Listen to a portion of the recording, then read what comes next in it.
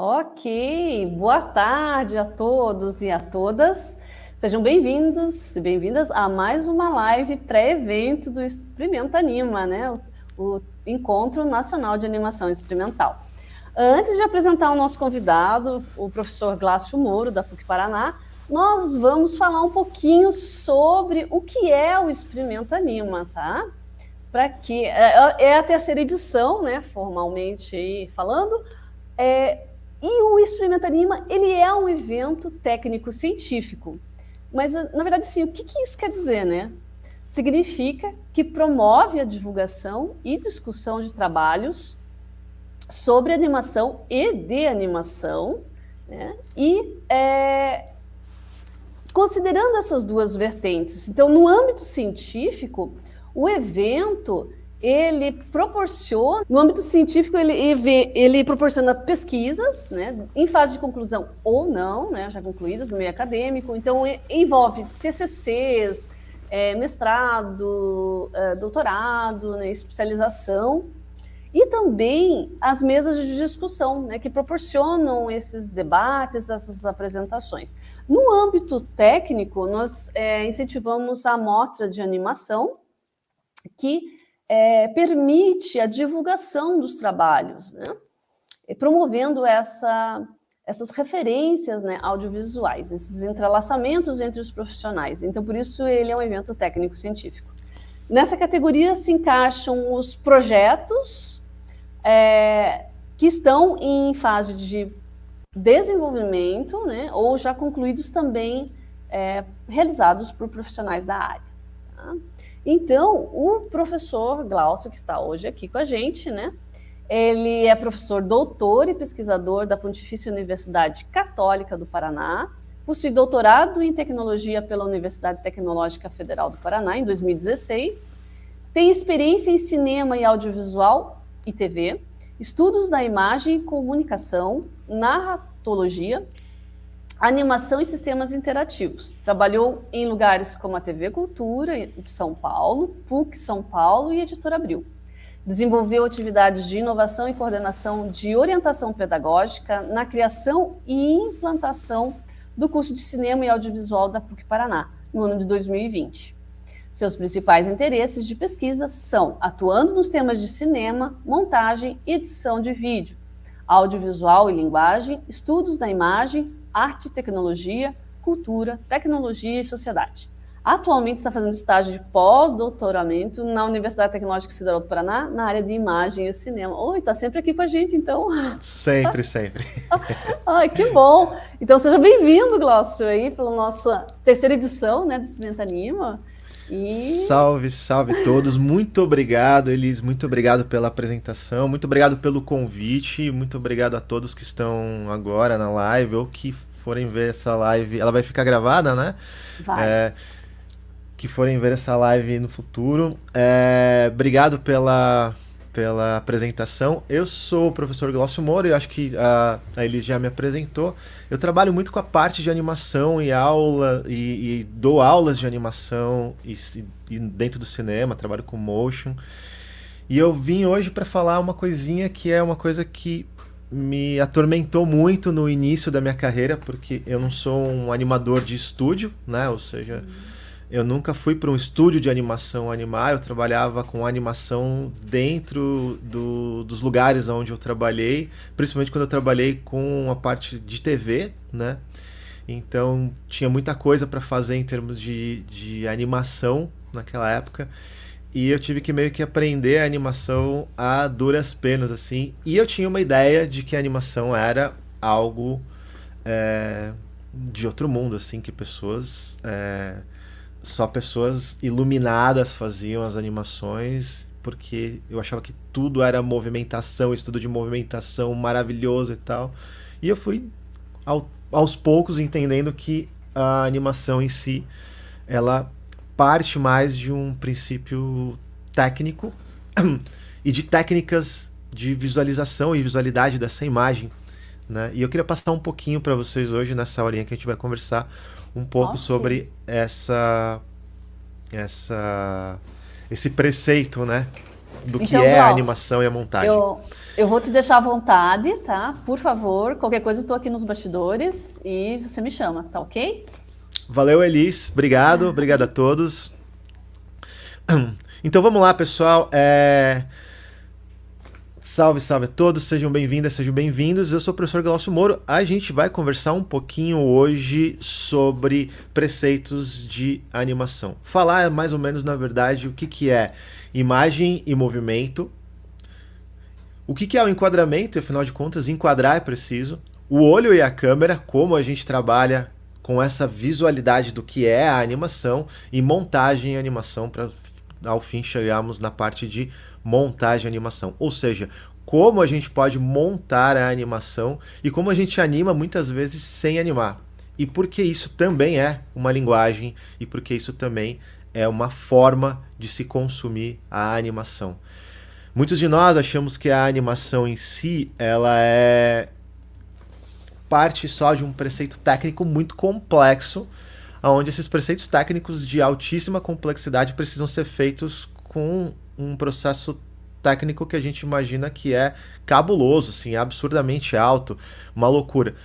Quando, na verdade, eles são, sim, complexos, mas precisam de pequenas técnicas e muitas delas, inclusive, bebem de um estilo da animação que muitas vezes é parado. É a imagem parada e no processo contemplativo da imagem enquanto exibida ali naquele desenho, naquela animação. O que eu quero falar, antes de mais nada? Vamos começar na parte do que é, na verdade, imagem e movimento.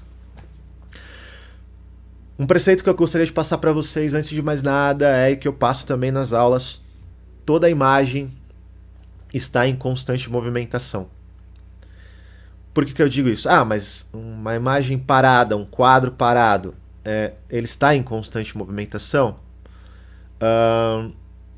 Ele está em constante movimentação. Você está em constante movimentação. Seu olho está em constante movimentação àquela imagem. E a imagem sugere relações sempre animadas. Sempre.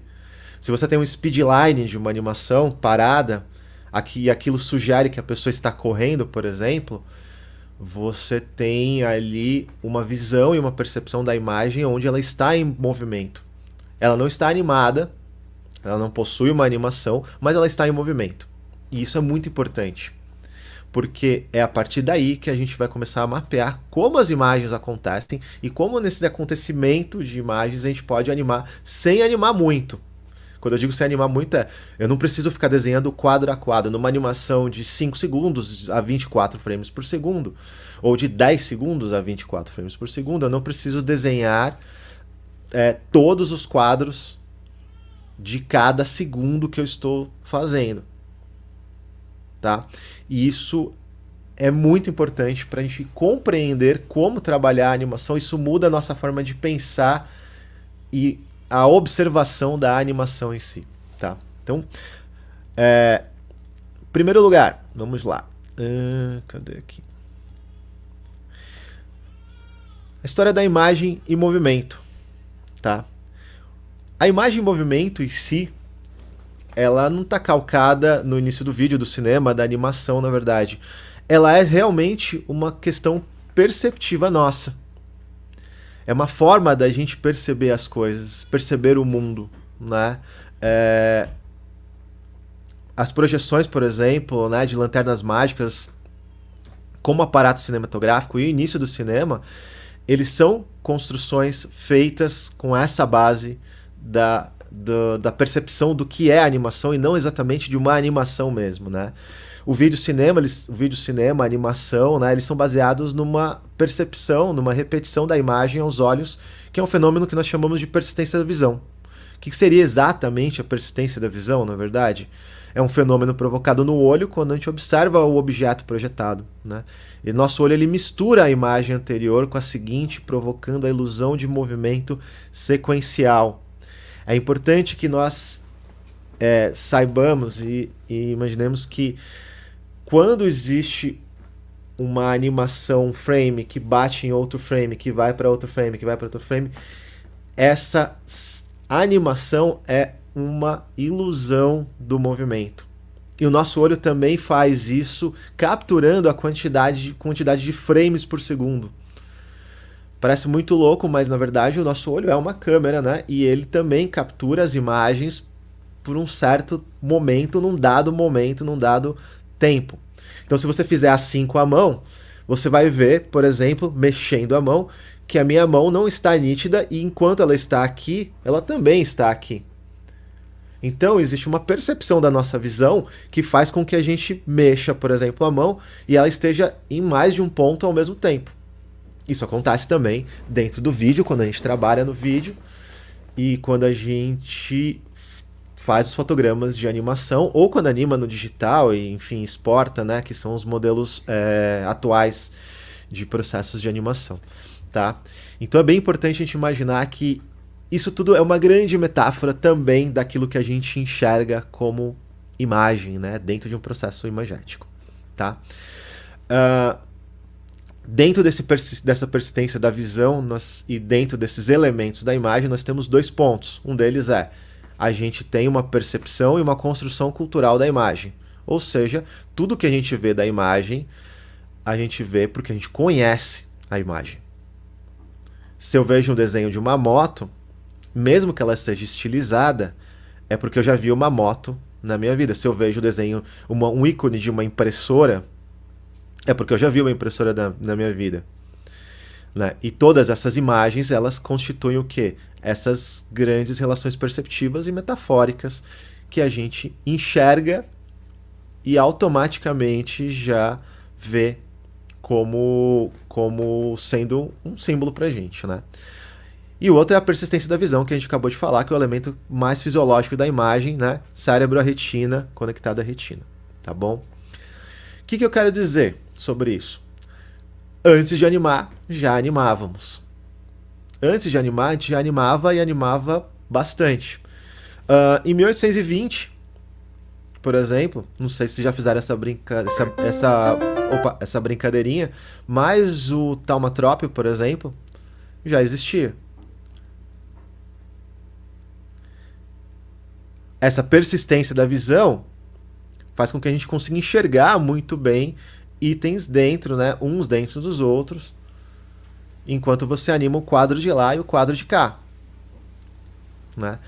O fenacitoscópio, o zootrópio, o praxinoscópio são brincadeiras, inclusive, que a gente faz na animação e são brincadeiras que as pessoas faziam também. São testes, né, do princípio do que é animar. E isso brinca com a parte de persistência da visão e desenvolve muito do que é um pensamento do que será a animação no futuro. Parece muito louco, mas a gente já animava antes da animação pertencer às televisões, aos cinemas, né, aos meios de mídia. Não é a animação mais fluida do mundo, mas já se movimenta. Não é?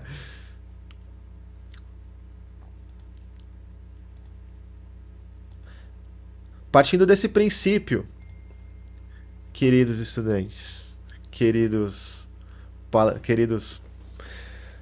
membros participantes dessa live, a gente tem o começo do cinema e o começo da animação em termos muito, muito próximos. Não é à toa que eu estudo animação, cinema, sendo alguém que estuda imagem, né? Porque tudo faz parte de um mesmo meio, de um mesmo início. É óbvio que quando a gente fala, por exemplo, de um cinematógrafo, lá em 1891, na parte de cinema, a gente tem o quê? A gente tem fotos sequenciais, como num filme, né? Fotogramas sequenciais, sendo gravados sequencialmente e sendo exibidos sequencialmente. É uma animação de fotos. É muito louco, mas é fato. É uma animação com fotos em filme. Então você pega uma foto e grava ela a uma certa velocidade e ela vai queimando o filme em certas velocidades até que você reproduz isso dentro de um cinetoscópio, né? E esse cinetoscópio reproduz como se fosse uma animação de fotos. A animação de desenhos, né? Ou seja, você pega um desenho e a animação de fotos, elas são muito próximas em termos de construção e exibição, mas são diferentes na sua técnica, né? Na sua técnica base. Mas elas têm exatamente o mesmo processo ali no princípio, né? Do cinema.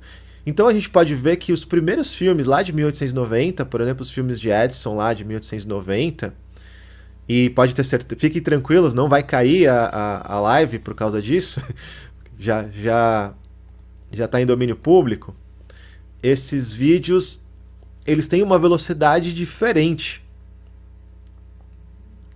Eles têm uma forma diferente de se exibir, e eles têm uma forma diferente, eles não parecem tão fluidos. Né? A verdade é essa. Parece tudo meio rapidinho. É porque você tinha uma máquina que gravava e uma máquina que exibia. Essa máquina que grava, essa máquina que exibe, ela dava diferença no processo de velocidade. E vejam só que interessante. A gravação passada a uma quantidade de frames por segundo gerava a ilusão de movimento correta. Se ela ficasse um pouco acima ou um pouco abaixo, na gravação e na reprodução, você tinha ali discrepâncias da forma como você enxergava a imagem. Não é à toa que o cinema tem 24 frames por segundo e os filmes de animação 24 frames por segundo. Alguns deles foram para 36 depois, e tudo bem, mas todos eles tinham no mínimo ali 24 frames por segundo ou 12 frames por segundo na animação dobrados, que a gente chama, né? Ah, mas dá pra fazer animação com menos do que isso? Dá pra fazer animação de qualquer jeito. Dá pra você animar de qualquer forma. Tecnicamente falando, esses sistemas eles constituem essa relação perceptiva, né? Tecnicamente falando, esses sistemas eles desenvolvem essa relação perceptiva e faz com que a gente entenda que aquilo está em movimento, num movimento muito próximo daquele que a gente conhece no mundo real. E isso é muito legal, porque é a partir daí que a gente começa a entender como funcionam esses elementos. Só que no nosso mundo real, tudo está em movimento sempre. Porque o nosso olho está em movimento, os elementos estão em movimento, eu estou me movimentando, nem que esse monitor aqui ou essa câmera estejam parados, eu estou me movimentando, isso sugere uma movimentação também. E quando a gente vai animar, a gente acha que tecnicamente a gente deve fazer a animação assim, muitos de nós pensamos dessa maneira. É uma coisa que o Richard Williams fala lá no Animator Survivor Kit, né? Que é a técnica e a observação da técnica aplicada a essa construção da animação, que faz com que você construa uma animação que gere uma grande metáfora de realidade que seja crível a nossa, ou seja, não parece uma animação de quadros assim, né, batidos, jogados de qualquer jeito, e fica legal. De fato, isso é um preceito básico da animação. E se a gente for trabalhar um outro elemento da animação que é importantíssimo, que é o quadro, o enquadramento e a montagem, a gente vai entender que nem tudo se anima na animação. Aliás, o título dessa pequena fala que eu estou fazendo aqui é Cinema, Montagem e Animação, nem tudo se anima na animação. E de fato, nem tudo se anima, porque ela está sempre na percepção do que é o movimento, do que é a relação animada. Olha aí, tem uma galera aqui, eu tô vendo os comentários aqui, tem uma galera assistindo. Tudo bem, meu povo? Tô vendo aqui nos comentários do StreamYard. Voltando lá, todas essas relações perceptivas da imagem e do movimento, elas são construções clássicas no sentido do que é animar.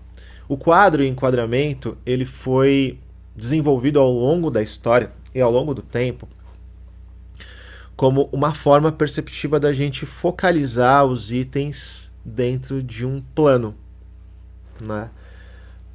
Se a gente for olhar, por exemplo, tanto nos desenhos ou nas pinturas, enfim, tudo era de uma forma mais com planos gerais, né? Os japoneses já enquadravam isso, já faziam pequenos enquadramentos na sua própria estrutura de educação, o que é bem interessante porque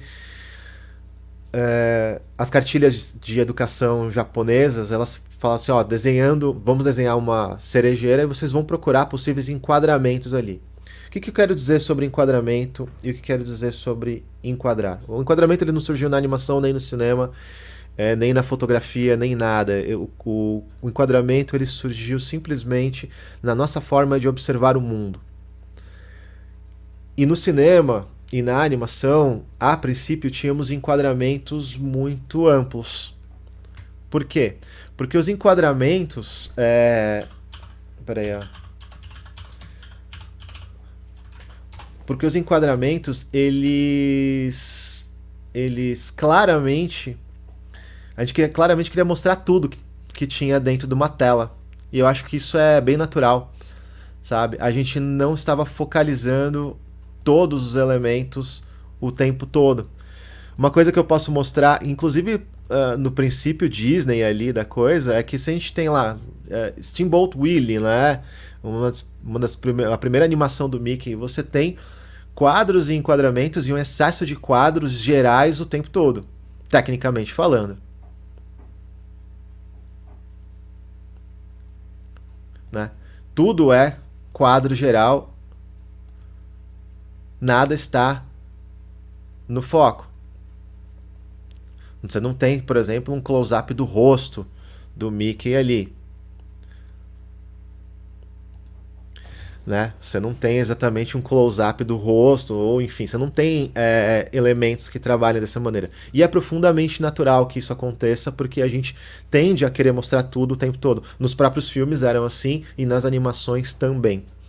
Né? O próprio Edison, o Thomas Edison, que era detentor de muitas coisas dentro da área de audiovisual no começo do cinema, ele foi completamente contra o que era o enquadramento, porque ele achava que as pessoas não iriam pagar o ingresso para assistir um filme ou uma animação, sendo que você mostrava só metade do corpo da pessoa, tipo, daqui para cima, assim, sabe? Não tem sentido hoje a gente falando, até porque eu estou aqui cortado e existe o resto de mim fora do quadro, né? Mas mesmo assim é importantíssimo entender que alguns teóricos estudiosos entenderam que o quadro, na verdade, é a distância emocional dos elementos. O que isso quer dizer e onde eu vou chegar com isso?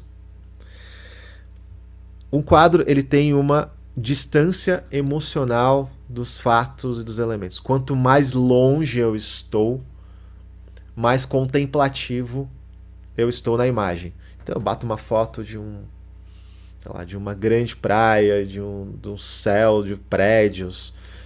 É contemplativo. Quanto mais perto eu estou, mais próximo eu estou e mais pessoal é. Eu tenho lá, sei lá, um close-up dos olhos da pessoa. Então, vários diretores, o Porter, inclusive, e o Griffith, lá no começo do cinema, falavam que a distância ela era emocional. Ou seja, você tem pontos da distância do quadro aonde tudo se torna muito mais pessoal a partir do momento em que você enquadra o mundo. E vocês estão me vendo aqui, nesse quadro aqui.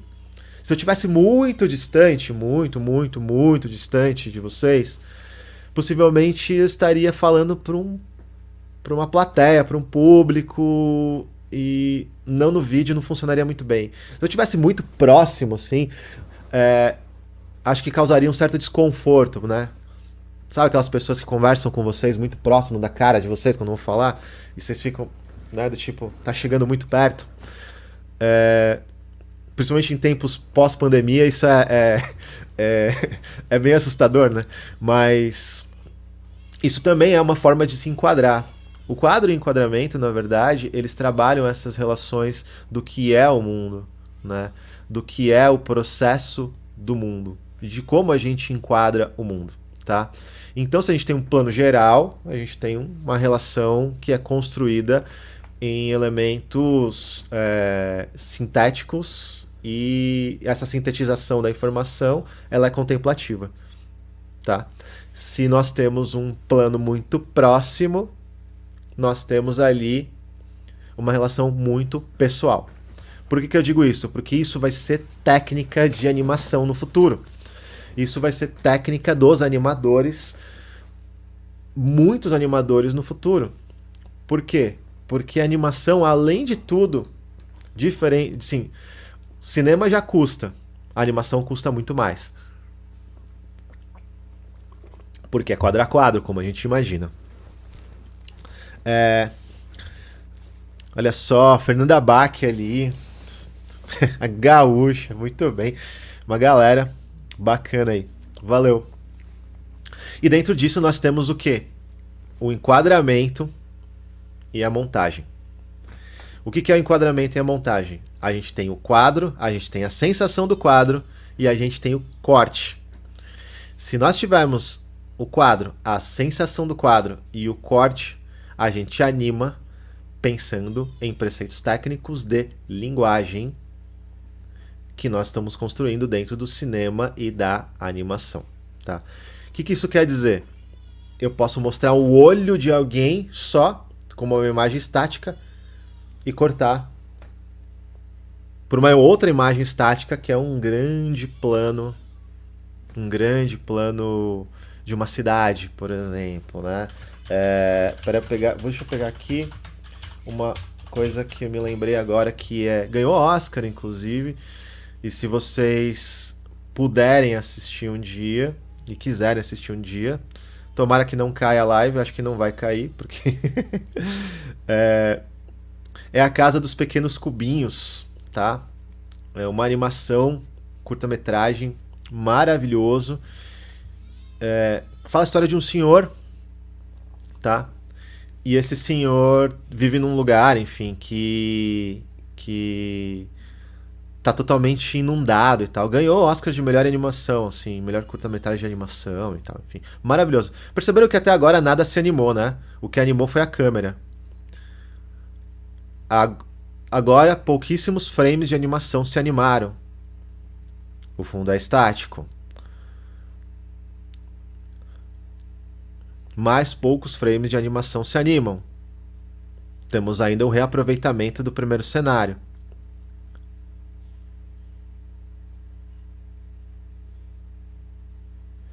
E aí nós temos mais uma parte cortada, não animada.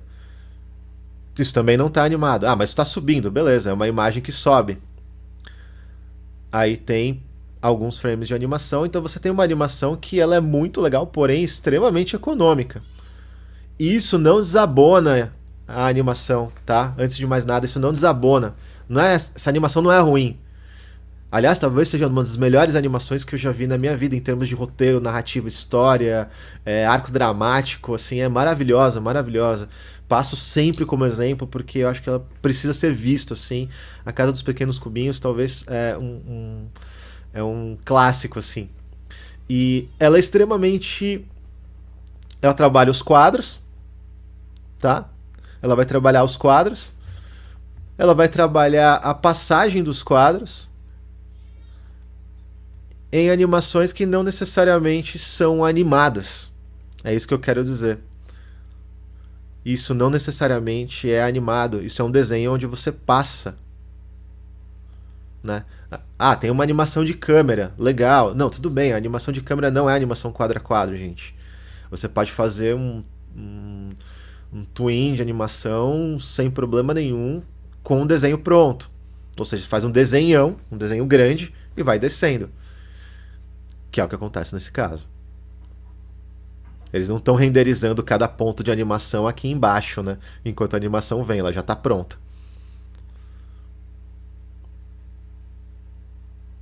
Tá? Isso é bem importante para a gente trabalhar, porque a gente trabalhou um pouco da persistência da visão, do quadro, do enquadramento.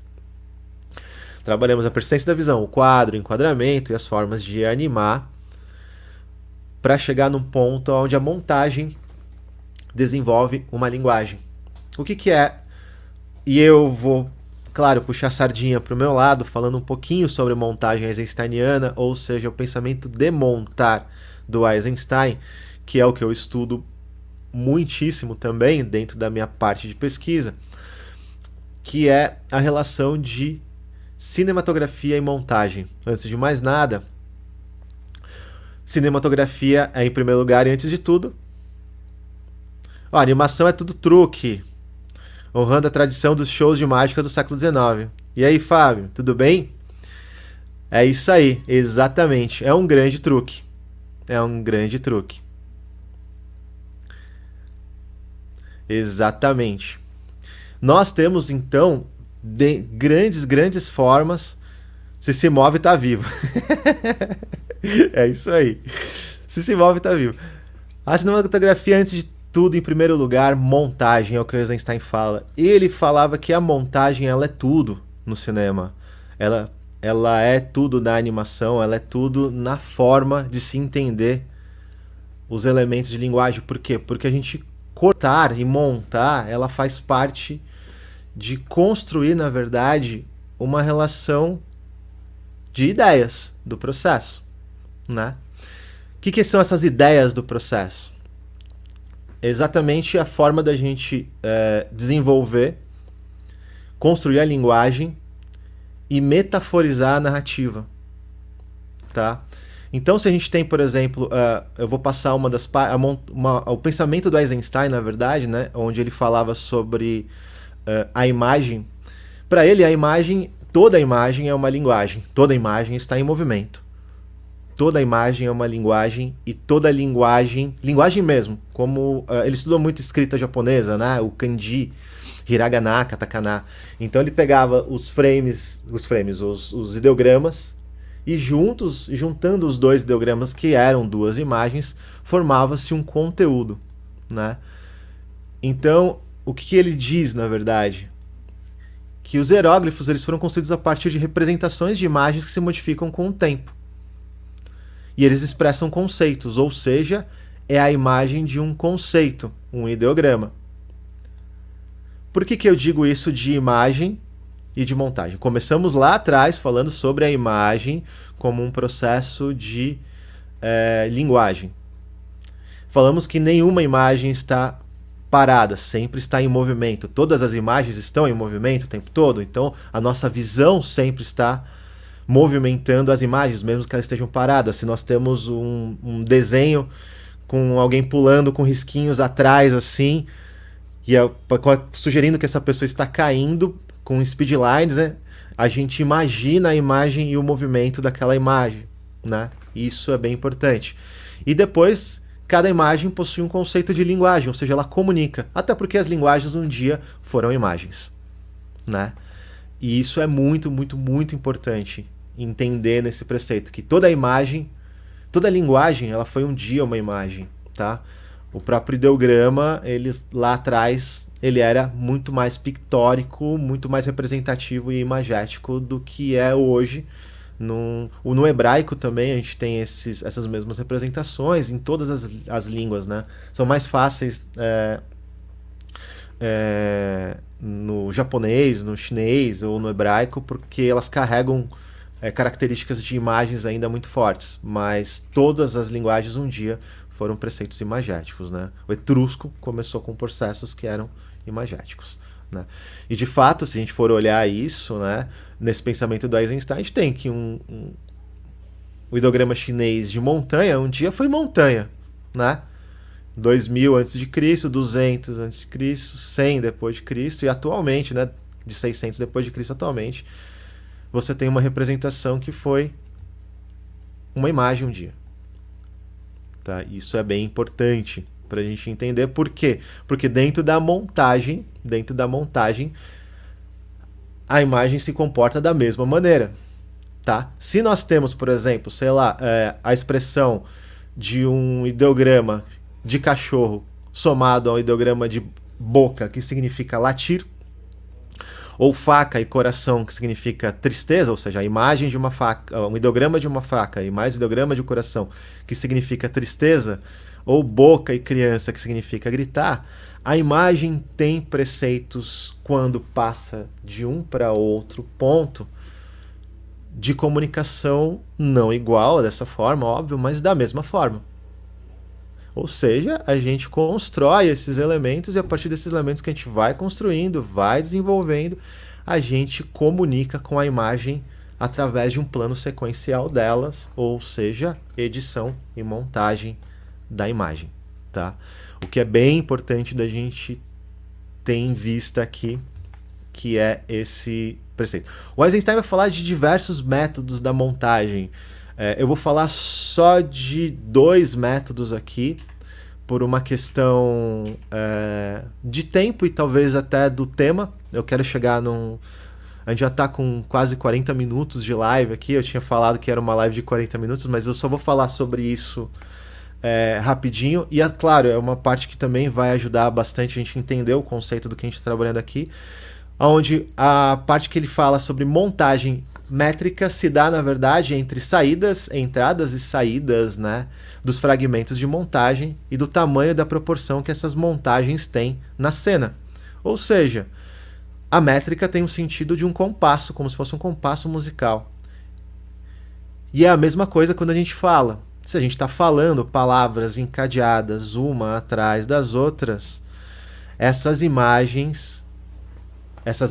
palavras que nós estamos falando, elas encadeiam de uma forma que cria um sentido na nossa cabeça, tá bom? E esse sentido criado na nossa cabeça é exatamente a linguagem que a gente está desenvolvendo através da imagem. Dito isso, eu vou para a montagem rítmica, onde você tem um ritmo de tempo e música, como se fosse tempo e música no espaço, né? Que o Eisenstein fala que, na verdade, o ritmo apropriado, ele conta a história. Ele desenvolve o preceito. É tipo um poeta declamando uma poesia e um narrador de futebol narrando um jogo. Imagine se nós tivéssemos um narrador de futebol declamando uma poesia e um poeta narrando um jogo. Os não serviriam, né, de jeito nenhum, com ritmo nenhum, tá? E isso é super importante. Super importante pra gente entender o tempo que a gente fala, né? Os próprios escritores, tipo Hemingway, ele escrevia de uma maneira, num estilo que é muito tratado dentro dos estudos de linguagem como polissindético, onde você tem ali a relação da velocidade e do tamanho das palavras pela velocidade de leitura que você vai fazer daquilo. Isso é rítmico. Não necessariamente está na montagem, mas monta-se na imagem que quando você lê aquilo. Então, se você for ler, sei lá, Paris é uma festa, sei lá, ou qualquer livro do Hemingway, você vai ter ali um tratamento na velocidade da escrita. É montagem. Isso é montar. Montar não é editar. Montar é o conceito ideológico do que se constrói dentro da imagem. É muito doido, mas é fato. Por que eu estou falando isso? Porque nós chegamos na imagem que sempre se movimenta e nunca está parada, no quadro e no enquadramento, que é importantíssimo para a gente trabalhar, por relações de imagem que precisam se movimentar numa animação. E eu trago aqui um exemplo bem claro, que é aquela animação japonesa pós Segunda Guerra Mundial. Mas assim, bastante tempo depois da Segunda Guerra Mundial, né, algumas décadas depois da Segunda Guerra Mundial, onde você tinha que continuar a trabalhar no mercado audiovisual do país, mas você não tinha verba para isso, você não tinha grana para fazer isso. Então, a economia de quadros, ela era essencial para você fazer uma produção barata. O que é uma economia de quadros? Quanto menos quadros eu desenhar, mais eu vou conseguir, e em mais tempo de exposição, mais eu vou conseguir fazer uma animação por um custo muito baixo, tá? Isso se torna linguagem tempos depois, tá? Isso é muito importante, porque isso se torna uma linguagem, tá? Então, se a gente pegar, por exemplo, K, vamos lá, vamos pegar um exemplo aqui que pode ser interessante. Astro Boy, né? Década de 60. Você tem ali quadros em looping, tanto no fundo como no personagem.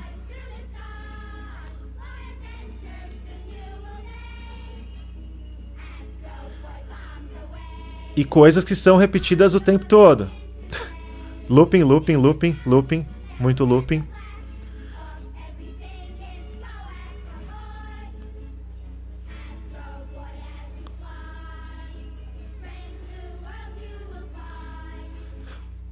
E tudo nos parece, por demais, fluido. Do jeito que está, parece tudo muito fluido, tá? Eu tenho um carinho gigantesco, inclusive, por Cavaleiro do Zodíaco, né? Assisti muito, mas eu sei que essa linguagem de Cavaleiro do Zodíaco, fantástica, maravilhosa, ela era toda parada o tempo todo.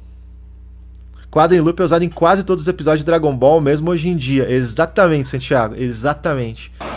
Quadro em loop é sempre. E ele funciona. Tem um pedaço aqui. Vamos lá. Depois aqui da Saori. Aí, ó. Quadro parado. Aí é um quadro parado.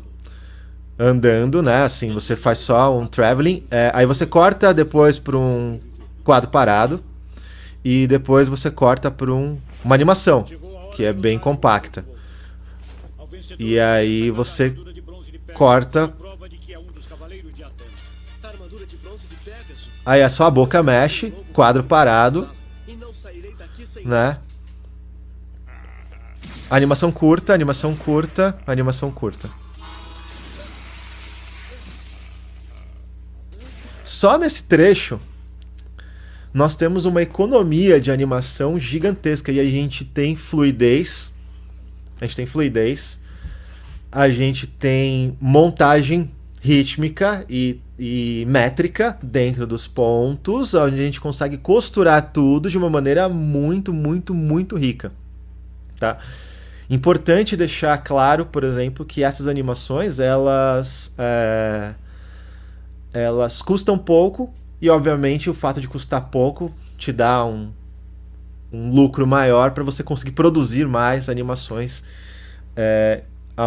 vendê-las, ter um dinheiro maior para fazer essas produções, para continuar fazendo essas produções. E Cavaleiro do Zodíaco é um exemplo perfeito. A linguagem é tão mutante, né? Ela evolui e abre a novos processos de leitura, informação e comunicação, mensagem, ler a imagem é muito divertido. Sim, Ana, divertido demais, e é exatamente isso, né? A gente está fazendo uma leitura da imagem. A imagem é a comunicação, a imagem é um preceito de comunicação dentro de um processo.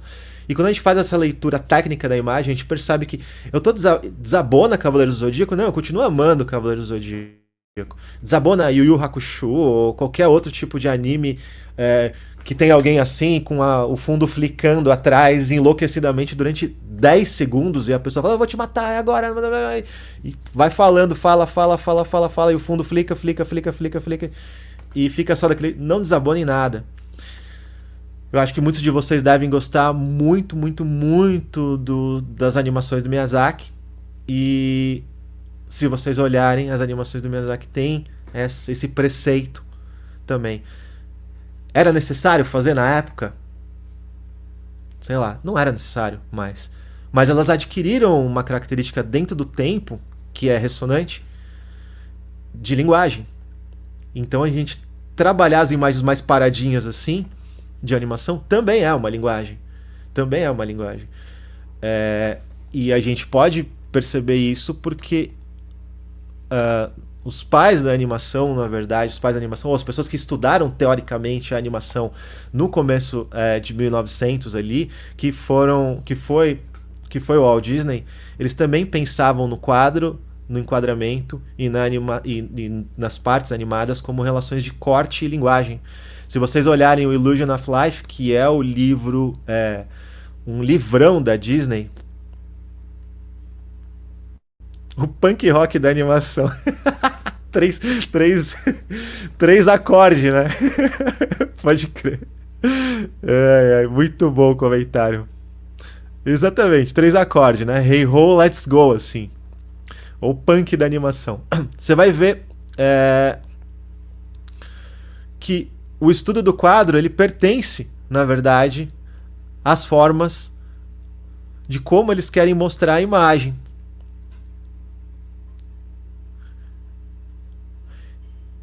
É importantíssimo entender o quadro antes de entender a animação, porque é ela que expõe a linguagem. E é importantíssimo unir a animação ao quadro, porque é elas que expõem a linguagem.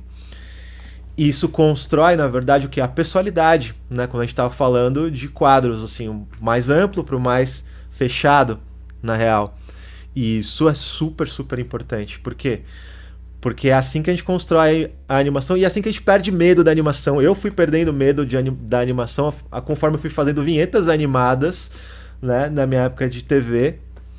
E pequenas animações, e animações em 3D, enfim, coisas. Mas principalmente entendendo que nem tudo se anima na animação. E nem todos os processos animados, eles acontecem com a gente enlouquecidamente animando 24 frames por segundo, 30 frames por segundo, 60 frames por segundo. Nem sempre é assim, tá? Não é desse jeito. A linguagem, ela expõe outras formas. Estudar a imagem também nos mostra isso, assim. Nem as animações mais modernas hoje trabalham com o que a gente às vezes imagina em termos de dificuldade do que é animar, né?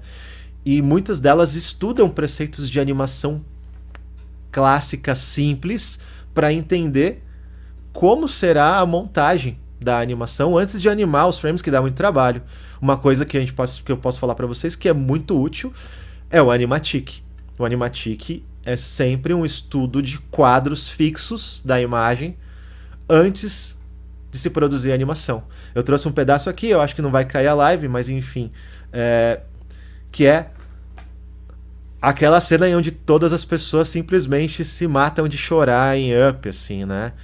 Que é muito triste mesmo, assim, é horroroso.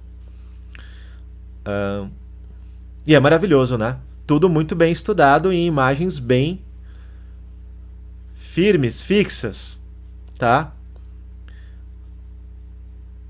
Não é necessário, né? Não existe necessidade de se animar antes de começar. Você precisa da ideia. O Animatic também é uma animação.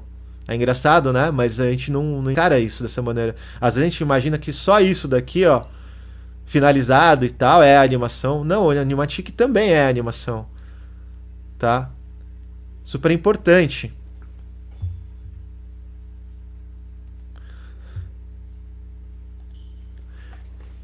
Quadros, enquadramentos, técnicas e entender o processo de leitura da imagem é importante dentro do preceito de animar. Por último, assim, eu passo um exercício para os meus estudantes. Eu vou até ver aqui se eu consigo abrir. Eu acho que eu consigo.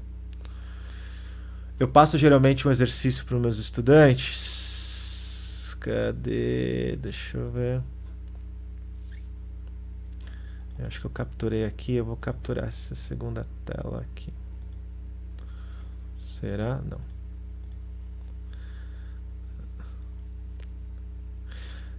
Que é isso daqui, ó.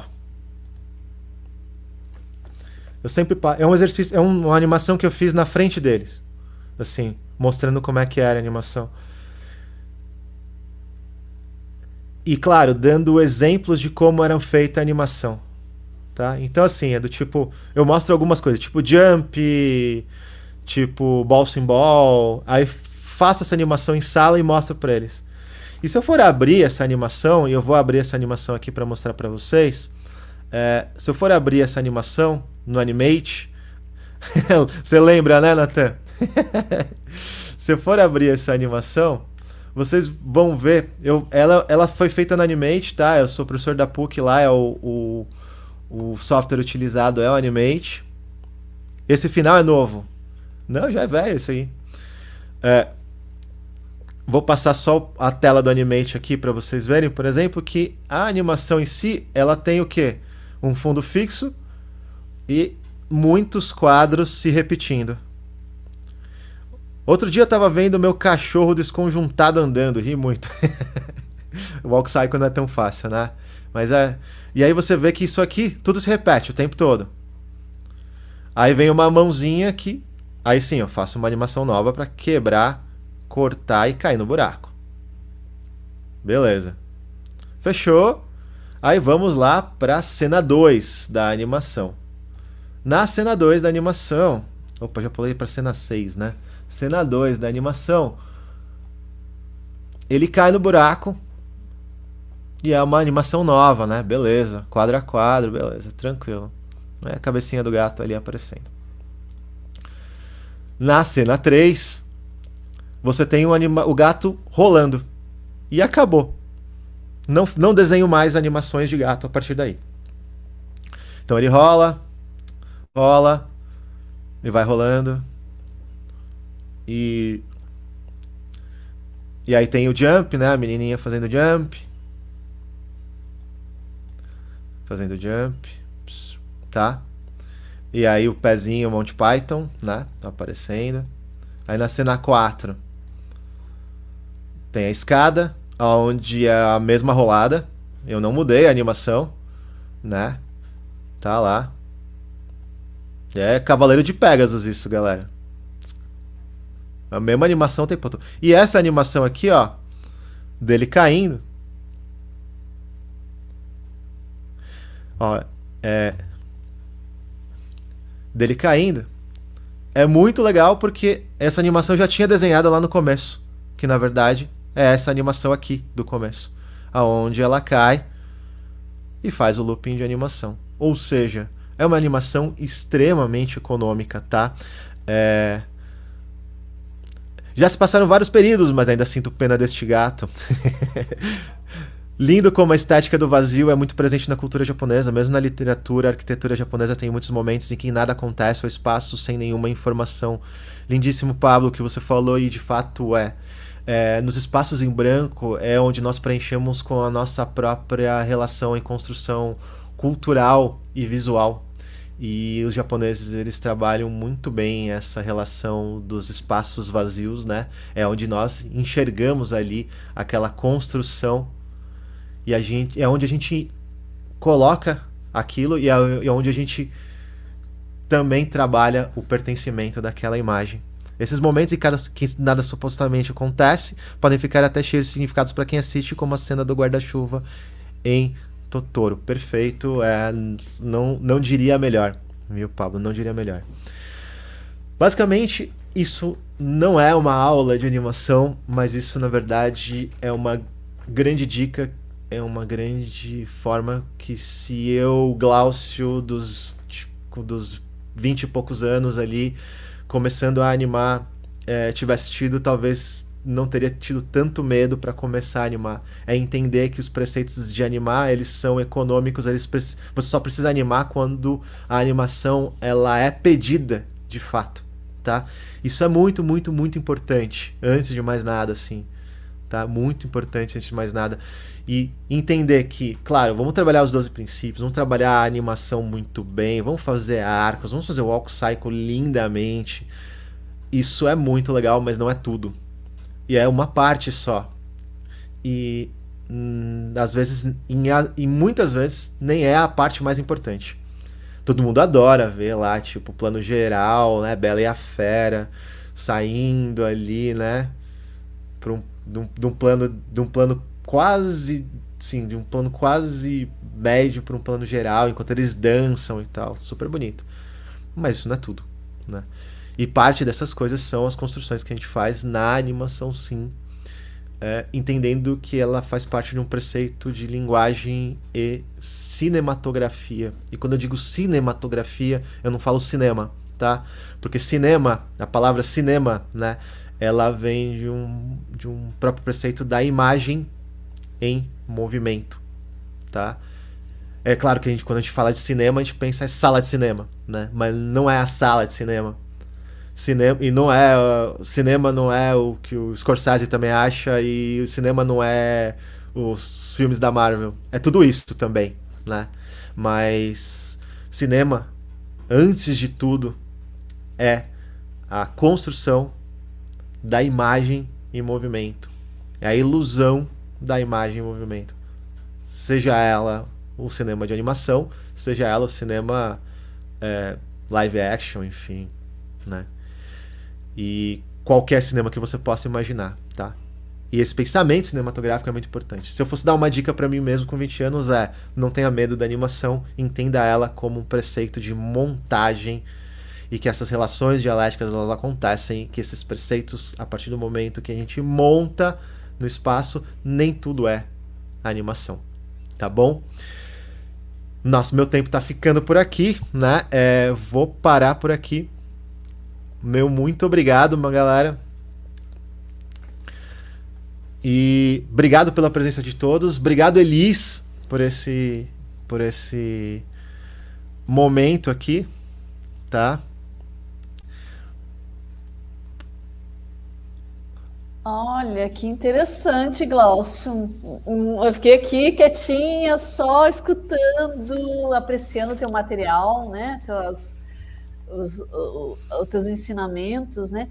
E eu reforço que como é que a gente consegue, né, perceber esse dinamismo, né, que não é animação, mas que deixa a animação muito fluida, né, muito genial, né, que te envolve também, né, porque essa mudança de planos, ela tem esse potencial de te envolver, de te trazer, né, de trazer essa emoção também, né? Sim, sim, com certeza. Eu sempre falo para os meus alunos aumente o repertório audiovisual. Comece a perceber essas construções em outros materiais, em outras obras, mas com um olhar mais crítico, né? Puxa, está mudando de plano, está vindo para cá, está direcionando, está chegando perto, né? Porque senão, se você não vê, se você não aprecia com esse olhar técnico, né? Daí você começa a ter os insights. Eu posso fazer isso, né? Posso fazer aquilo também. Sim, de fato, perfeito. E uma coisa que você fez bastante comercial aí de animações aí, eu gostei do gatinho. Eu vou fazer um merchan aqui de uma animação que foi desenvolvida como TCC de tecnologia de design gráfico. Eu vou colocar aqui no chat interno para o pessoal compartilhar lá nos comentários. Então, tem tudo a ver essa animaçãozinha com aquilo que você falou, Glaucio, a abertura, né? E essa animação está relacionada com o livro do Neil Gaiman, né, que é o Sandman, que é a série da Netflix que foi lançada recentemente. Maravilhoso, maravilhoso. Sandman é fantástico, né? Sim, fantástico. E essa animaçãozinha, ela aparece, ela bem é aquilo que você falou. Os planos, então é a ilustração, né, de cenário, né, com o personagem estático, o movimento de câmera. Então tem muito disso no início, no final, e a animação se concentra no meio. Então, assim, é possível fazer TCCs de animação, pequenos trabalhos que tenham toda uma linguagem narrativa com a economia, né, de desenvolvimento aí da animação, né? Sabendo aonde aplicar a linguagem, né? Eu acho que isso é bem importante. A gente tá falando como a imagem ela é uma linguagem, como a gente aplica essa linguagem. Às vezes nem é melhor animado, às vezes é melhor um pouco mais estático, né? Às vezes isso é fato, né? Assim, a gente pode deixar pela linguagem, às vezes não precisa ser tão animado, assim, pode ser mais estático. Nos TCCs que eu orientei no design de animação, eu sempre sugeri que eles fossem exatamente econômicos para dar tempo, 2, para você tirar da linguagem o máximo possível, né? E a gente tem ali pouco tempo para produzir, às vezes, um projeto que, se for ver, poderia levar anos, né? Então, assim, uma coisa que legal. E outra coisa que que não precisa ter o receio, né? Você não fique bloqueado aí, né? O estudante, o iniciante não ficar bloqueado por causa disso, né? Porque você pode contar uma história de diversas formas e não precisa necessariamente ser o expert em desenho também, porque tem outras técnicas de animação, né? Que não necessitam tantas habilidades. Eu sei que existe uma vertente que acha que animar é desenhar. Eu não sou dessa vertente. Para mim, animar, você tem que você anima. Animar é diferente de desenhar. Você tem que saber, claro, staging, né, fazer as poses e tal. Isso também é desenhar, mas isso não é o desenhar do tipo OVA, desenhar o clássico. O Santiago falou uma coisa muito interessante aqui, ó. Essa animação parada é muito usada em cutscene para jogos, que também introdução de filme e tal, é boa para ser usada e contar uma história sem ter um fundo vazio. Uma coisa interessante que eu posso falar sobre isso, Santiago, é que no começo dos videogames, não tão no começo, vamos pegar ali década de 80 ali, com o Nintendinho, e depois Super Nintendo, Mega Drive, você tem uma questão entre tamanho, espaço e resolução, né, dos cartuchos. E você precisava contar uma história. No Nintendo, no Nintendinho era muito mais fácil você colocar lá, por exemplo, no começo do Metroid, você coloca lá que você foi chamado para uma missão do planeta Zebus e tal, blá blá blá. Legal. Mas quando você chega no Mega Drive e no Super Nintendo, você tem já uma expansão no 16-bit para imagens mais complexas, só que você não consegue fazer exatamente como você faz hoje no PlayStation 5. Não dá, não tem, é impossível. Então você tem o quê?